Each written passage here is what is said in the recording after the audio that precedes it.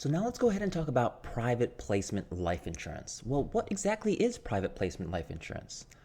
Private placement life insurance is just a financial planning tool that allows RIAs the ability to place new and existing tax inefficient strategies within a tax-free wrapper while still allowing the RIA to charge their AUM fee on the assets.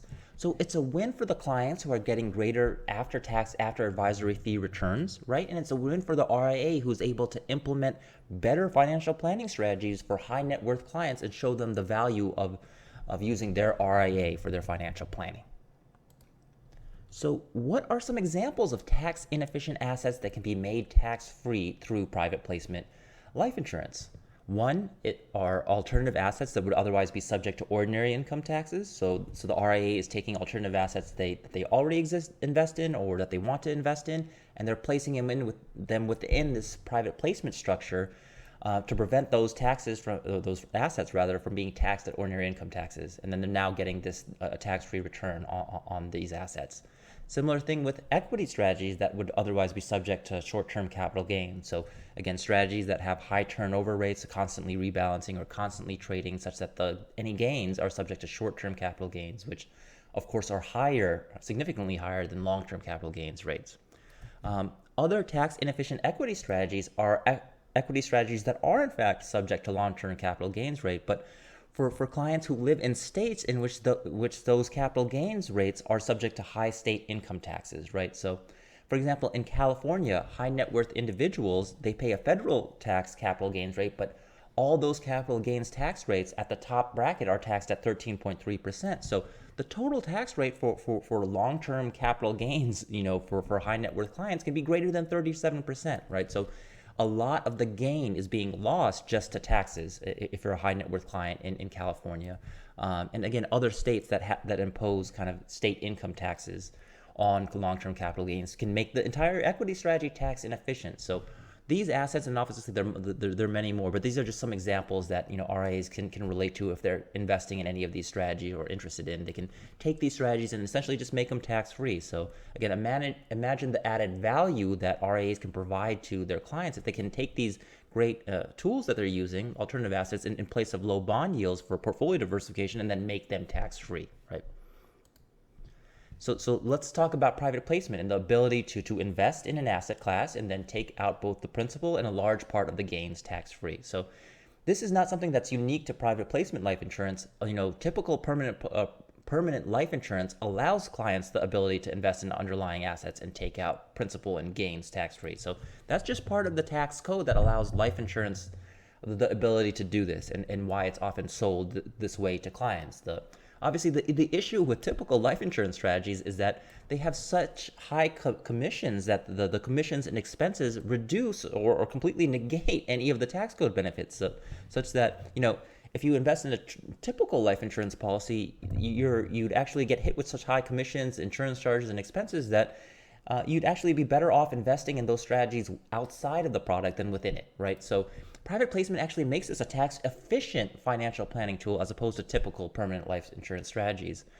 As we talked about, the private placement life insurance rips out most of the commissions and expenses, which again makes the financial planning tool a lot more valuable, right? Once you rip out those expenses that are negating the tax benefits, while also allowing RIAs the ability to charge their fee on a pre-tax basis, right? So again, we talked about earlier how charging it on a pre-tax basis essentially reduces taxable gain for the client. In this case, the entire asset class or the entire structure means that the return is tax-free. But this is a great way for RIAs to realize, like, look, instead of investing in a taxable account, which clients again are limited in contributing to retirement accounts, this is a great way for clients to invest in alternative asset classes, get higher gross yields, and then turn those gross yields into higher after-tax returns by eliminating the tax element of it.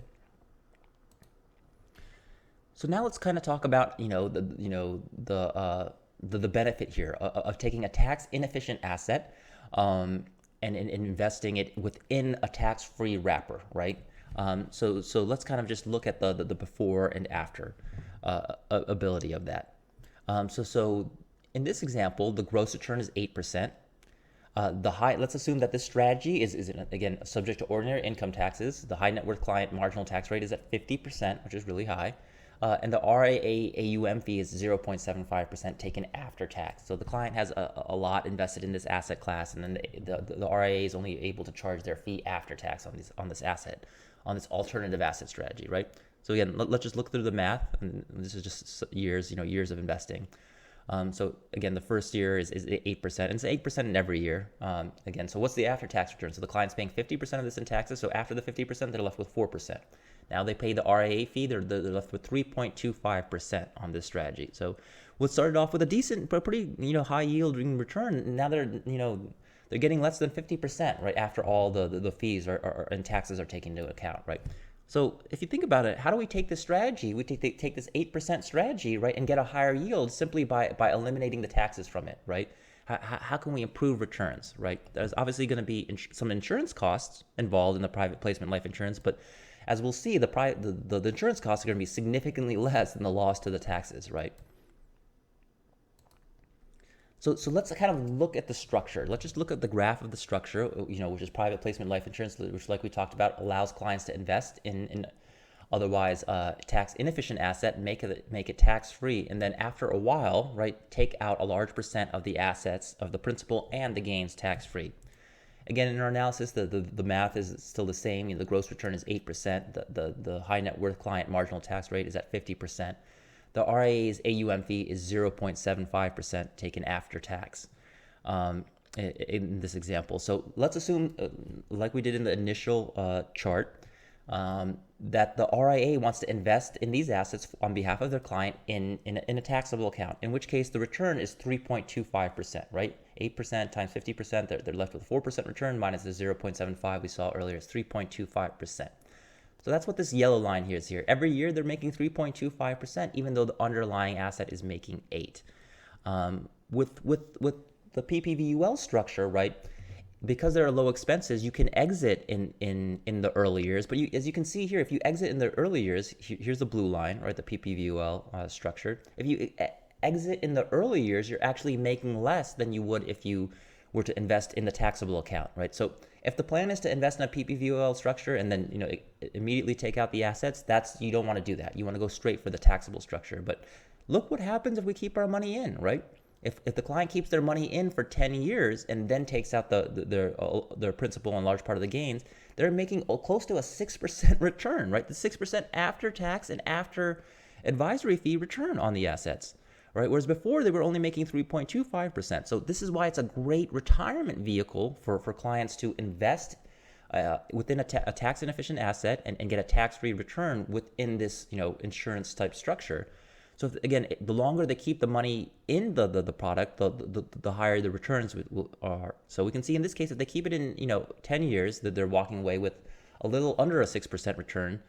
If they keep it in 20 years and then take out the money through a tax-free loan, they're making a little above 6% return. So there's a value added for keeping your money in, but just keeping it in as little as 10 years gets you a significantly higher return, right, than if you were to just invest in those tax inefficient assets directly.